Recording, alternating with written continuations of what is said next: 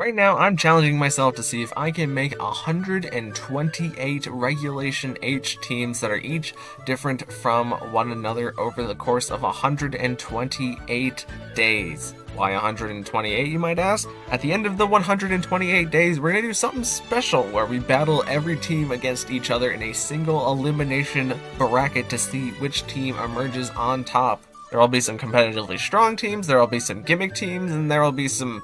probably a good number of goofs and gaffs in there, so if you want to follow through to the end, subscribe so that you can keep up with each day. But without further ado, let's move on to day 80. Alright everybody, welcome back to another video, and in today's video we are going to be going over a Snow Dozo team. Now, Snow got a noticeable buff in Generation 9, where it now has the kind of same thing that Sand does, where Sand boosts the special defense of rock types. Snow also boosts the defense of ice-type Pokemon, and with Terrestrialization, we can make Dozo an ice-type Pokemon, and it gets one of the pretty strong ice-type moves, even though it's mainly a water type, so you can use the ice-type moves in order to counter the grass types that normally counter you and deal big damage into you. So starting off with our Dozo here, we're going with Shiny Dozo, since Shiny Dozo is white and it matches the snow theme a little bit more, and on this Dozo we are going to be using Liquidation as our water type stab, and we have the Avalanche, which will double in power to 120 base power whenever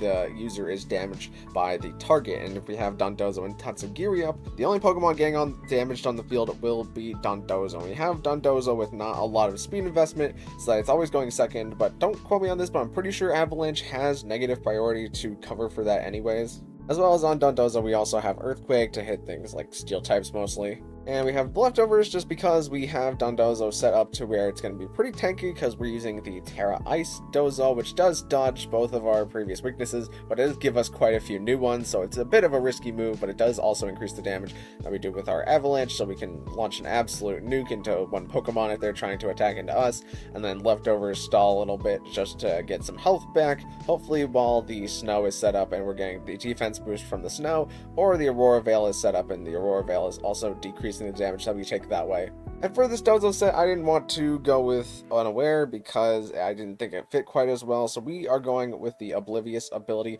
mostly so that we're not getting intimidated, but it's also nice not to be taunted so that we can always go for that protect and stall some extra turns. Next up, we got our Tatsugiri, and this Tatsugiri is a pretty simple Tatsugiri. It's just your standard Muddy Water, Draco Meteor, and Icy Wind Tatsugiri for doing a lot of damage and a bit of speed control whenever we have the Scarf. And we have the Taunt on Tatsugiri just in case we need to use it in order to prevent the opponent from going for a status move. Like one time, we can taunt with Tatsugiri, and then hopefully the other Pokemon either cleans up, or you switch out Tatsugiri again later. Next up, we got our Snow Setter, which is, of course, a Alolan Ninetales, since this team benefits more from a Speedy Snow Setter rather than a Abomasnow. And on this Speedy Snow Setter, we're going to be running Blizzard and Moonblast, which is our two stabs. And we're also Terra Ice on Alolan Ninetales, just so that way whenever we use our Terra Ice, we'll be keeping that defense boost. That means that we can even catch some fighting-type moves and steel-type moves with our physical attacks. As well as we also just have that really fast Aurora Veil to set up to make everything on the team tankier, and we also have the Encore in order to catch the opponent off guard for whenever they go for something like Fake Out into a little Ninetales, then we can lock them into that, or if they go for a move that doesn't do any damage, we can lock them into that, and then Dozo just gets some free damage turns. As well as we're going to be Covert Cloak on the Alolan Ninetales just so that we're not getting faked out, but also that we're not being affected by any other form of speed control. Next up, we got Beartic, and I wasn't quite sure if Beartic was going to be a Pokemon that we got around to in the 128 Teams Challenge, so I'm glad to include it here, as Beartic is a kind of notable Slush Rush Mon. Like, I think there's 3 in the game, and one of them is a Titan, and the other one is Alolan Sandslash, and they all have their own utilities. And Beartic mostly kind of gets classed out by as a Titan, but Beartic at least has some things they can use to stand out, such as the Icicle Spear, Close Combat, and Sword Stance, that we can use Sword Stance in order to increase our attack, and hopefully while Alolan Ninetales has with the Snow, and then Beartic takes an attack or so, and then is able to use the Icicle Spear in combination with our loaded dice in order to get opposing Pokemon that have Focus Sashes, or just throw Close Combat into a Steel type or a Rock type that we can't deal with our Ice type moves. And we are Terra Ghost on Beartic so that we are dodging the Fake Out since we're a fairly fast component, but also Ghost gets rid of our previous weakness to fighting, which is pretty epic. Next up, we got the Sneasler, and this Sneasler is a pretty simple set. We're using the Dire Claw to hopefully add some variance to the game, and since we're going to be using a Stolly Dozo, the variance definitely benefits us in the long game for landing a good Dire Claw proc on that 50% chance to sleep, poison, or paralyze the opponent, as well as you have Close Combat just as another fighting type move to hit the things that we can't quite hit using other Pokemon on this team, and we have the Acrobatics to help us get rid of opposing fighting types that might threaten our Ice types or our Pokemon that want to become Ice types. And since we are going with the Psychic Terrain Sneasler, I thought it'd make the most sense to be using Psychic Seed Sneasler, so that way we can activate our Unburden as soon as we set up our Psychic Terrain, which means that Sneasler will be super speedy and hopefully throwing out some absolute damage with its moves. And we're Terra Flying so that we can dodge our ground weakness, but it also powers up our Acrobatics. And lastly on the team we have our Psychic Terrain setter, which is going to be the Indeedee Male. And this Indeedee Male set is going to have the Expanding Force and the Terra Blast, as most of them do. However, our Indeedee Male is going to be imprisoned Trick Room, because the only Pokemon that really can benefit inside of the Trick Room is the Dondozo, so we really want to keep the opponent from getting up the Trick Room with our Indeedee by just imprisoning them out, hopefully. We are Safety Goggles on the Indeedee so that we're not being affected by the power moves, and we're Terrifier because the set that I took all these EVs from was Terrifier, but also Terrifier seems kind of nice for dealing with things that might be like Eruption and we can't afford to like use Dondozo. We can Terrifier into them and then maybe Terra Blast into if they have like a Chlorophyll Mon. It's kind of neat. But yeah, that's the basic gist of the team. Let's get into some battles. Alright, so first up we have a battle against an Eruption team, and they have the Kilowattrel for setting their super fast Tailwind, as well as the Weavile exerts a lot of pressure here, because if we bring the Snow, it means Weavile is also going to get a defense boost. And it's kind of difficult for us to use our water type moves because Gastrodon is on the field, so we have to be careful of that. The opponent starts with Typhlosion and Kilowattrel here, as we start with Sneasler and Dondozo. And I figure at this point that the opponent probably wants to take their Typhlosion off the field, just because we do have Dondozo, but even though they have an electric type to pressure Dondozo, it's very easy for us to just swap in Tatsu and then go for a water type move. So it makes a lot of sense that maybe if they brought Gastrodon, they would swap in Gastrodon on this turn, as Typhlosion knows what our objects are, and they do in fact swap in Gastrodon here, as we swap in the Indeedee, which activates Sneasler's Psychic Seed, and we Dark Claw into Kilowattrel, but Kilowattrel would probably be Covert Cloak, so we're probably not going to ever get a Dark Claw proc there, as Kilowattrel lives the attack and it gets up a Tailwind. They Air Slash into Sneasler, but Sneasler takes it because of its Psychic Seed, and Sneasler gets to finish off the Kilowattrel here, as the Gastrodon goes for the Muddy Water, gets an accuracy drop on Indeedee, and Indeedee whiffs the Expanding Force into Gastrodon, which is not so great here. Now we bring in Dondozo, and I just decide to form the full Dondozo mode, and Weavile attacked into Indeedee, seeing as Dondozo might have protected that turn. And Muddy Water comes out again, but thankfully it does not accuracy drop us, as we do a lot of damage into the opponent with the Avalanche there into Gastrodon. And Weavile is trying to fake Tears, but now we've stalled out their Tailwind, so even though we don't have a lot of speed investment on Dondozo, we're pretty safe to outspeed Gastrodon this turn, so we get off the Earthquake, and it does a lot of good damage into both Pokemon, as now Typhlosion returns to the field here, and it decides to go Terra Fairy so that it can live whatever attack we're about to throw at it, but they Shadow Ball and they fake Tears, which actually means that the Typhlosion was Choice Scarf there, since it was faster than the Weavile. However, that's kind of to their disbenefit there, as if they went for the fake Tears first and then went for the Shadow Ball, the Shadow Ball would have done like double damage there, and they could have gotten rid of Dondozo. But thankfully the Shadow Ball does just under a 2-hit KO, so it probably wouldn't have taken us out if that had happened, and we can use the leftovers to stall here for a little bit. Even though now that our special defense is down, our leftovers isn't going to heal us up quite enough, but we are running the Typhlosion out of its Shadow Balls ever so slightly, and since Typhlosion is Scarf, the game is just over because Indeedee is a normal type, and Typhlosion won't ever be able to take Indeedee. But the opponent just decides to Shadow Ball into Tatsugiri, who it also does not manage to take out, and Tatsugiri just lands the Muddy Water into Typhlosion. Here we have like a nearly fully water type team, and they have some pretty important rain components. But the Kilowattrel is not really a rain setter. Like, it can set rain, and Kilowattrel has the Weather Ball, but whenever I look at Kilowattrel, I don't really think about it as a rain setter, so I'm a little curious what this team is doing. So we get Beartic and Sneasler in here, as I didn't want to immediately lead my Weather for fear of them just having a way to counter my weather that I wasn't thinking about.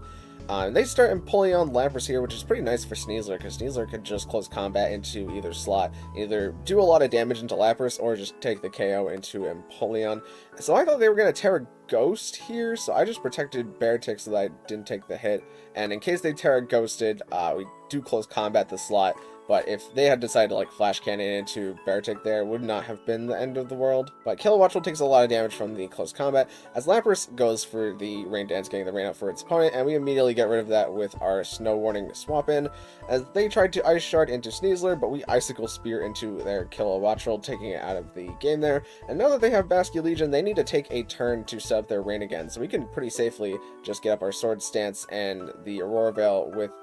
the Beartic here, and since Basculegion would have to be Choice Scarf in order to be outspeeding either of these Pokemon right now, and it probably still wouldn't outspeed Beartic. It kind of depends on how the Basculegion is trained, but if you're Choice Scarf, you're probably not max speed in the same way that whenever you're Choice Band, you probably are max speed. Also, Swift Swim is another reason for them not to be max speed on the Basculegion, but that's... Well, Lapras goes for Waterfall into Beartic, which with the Beartic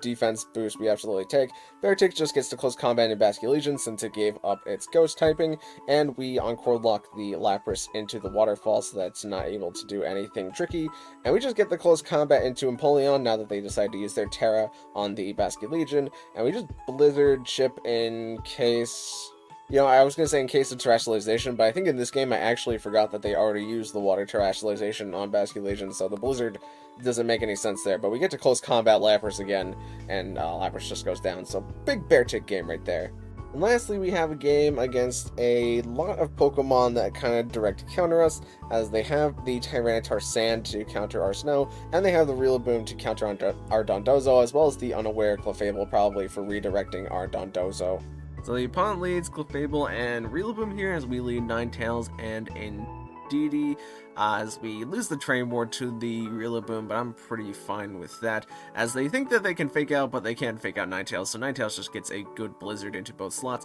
and Terra Blast is able to take out Rillaboom, which was the Dondozo's biggest hitter, as the Clefable just goes for knockoff into Indeedee, but it didn't seem like they have any Sleepy Powder moves, so we can avoid having any consequences for losing our item there. I bring in Tatsugiri as I want to regain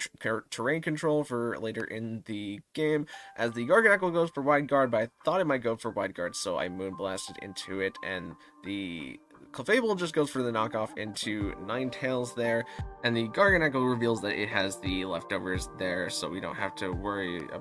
about too much. It's just like long recovery. We encore the Garganacl into the Wide Guard here, as Indeedee takes the Moonblast, and we're kind of setting up our full Dondozo mode here, as the opponent brings in Tyranitar, and at this point I actually forgot that they had Tyranitar Sand to just counter the Snow on our Ninetales, so I went for the Aurora Veil, thinking that it was super safe so that we can start getting our Snow Dozo up, but unfortunately we don't get Snow Dozo up. We swap in Tatsugiri here. Actually, you know what? This is something I didn't think about during, but losing the safety goggles on Indeedee means that Indeedee now takes the Sand Chip. So the knockoff from Clefable is actually kind of important there. But we bring in Tatsugiri to form the full Dozo mode, and we just go for the Earthquake to try and deal damage into the opponent, as Garganacl does get crit there, but I don't think that crit ends up mattering in the grand sense of the game, and Clefable gets some decent Moonblast damage into Dozo. Clefable redirects this turn as we get good liquidation damage into it, and Garganacl gets the Salt Cure into Dozo, which is gonna chip us away, and we're definitely gonna get knocked out at the end of next turn. And Garganacl Wide Guard so that we can't Earthquake, and Clefable follow me so that we can't take out Garganacl, so we just take the Clefable on this turn as the Dondozo goes down, and they bring back in Tyranitar here, as we bring back in the Indeedee, and Indeedee doesn't have much use at this point, except maybe pressuring the Garganacl, but we brought in Indeedee so that we could win the Weather War overall, and we taunt the Garganacl so that it cannot Wide Guard in the future, as Tyranitar tried to knock off into Indeedee, but Ninetales catches it, and Ninetales doesn't have an item anymore, so it takes basically nothing from that resisted hit. Tatsugiri's getting Salt Cured, but now we can swap back out Tatsugiri as we Moonblast Garganacl to try and deal some damage into it, and Tyranitar is stomping Tantruming, and Salt Cure into DD is going to take it out at the end of the turn, but because Garganacl is taunted, as long as we land the Muddy Water, and I believe I even Moonblasted into Garganacl just in case we missed Tatsu's Muddy Water onto the Garganacl, but Muddy Water hits Garganacl and is able to take it out there, and Moonblast is going to do big damage into Tyranitar as they decide to take out Tatsugiri, but now we can Encore Lock Tyranitar into the knockoff, so it can't deal much damage into Ninetales, and on their last turn, they decide to Terra Grass their Tyranitar as they're knocking off with Ninetales, and the Moonblast is going to be enough to pick up KO into Tyranitar. So unfortunately we didn't get to activate like full snow mode Dondozo there, where we go with the Terra Ice, as we still had our Terra at the end of the game. It just didn't make much sense to use the Terra Ice on Ninetales at the time.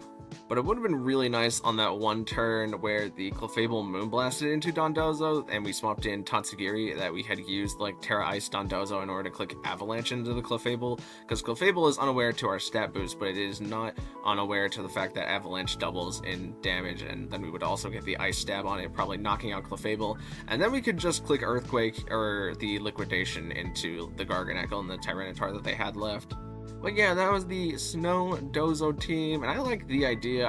I think there's obviously better team members that you can pair up with the Dondozo for the Snow mode, but you are committing a lot of your team to the Dozo mode and using Snow if you use this strategy, so that's something important to consider. But thank you guys so much for watching. If you liked it, maybe consider leaving a like on the video, and even consider subscribing, because both of those things would help me out an absolute ton, and I will see you in the next one. Thank you.